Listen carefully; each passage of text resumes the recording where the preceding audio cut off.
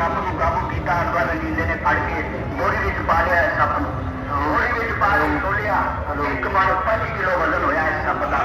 पीता लैके नापिया तो 12 फुट लम्बा ना गए। 80 साल उम्र है सप की। इश्तिहार छप गया सप ने। यही सप है सांगले वाला, सांगले की पहाड़ी तो निकलन वाला। ये सप को देखने वास्ते दुनिया आ रही है जनाब। पूरा मेला देख के जा रहा है सप को, पूरा शहर देख के जा रहा है, पूरा इलाका देख के जा रहे हैं, पिता ने फिर देख के जा रहे हैं, शहर में शहर देख के जा रहे हैं। छोटा बजे का खेलतानी गां दो तड़ाली गां जा रही है। सामने देखो, सामने देखो, सामने देखो, सामने गां की बच्ची को देखोगे तो तौबा करोगे मुसलमानों। दुनिया खेलता दो घर अगे के आजो बेटा हो जाइयो। नवी नवी जानकारी, नवी नवी चीज़ आई है।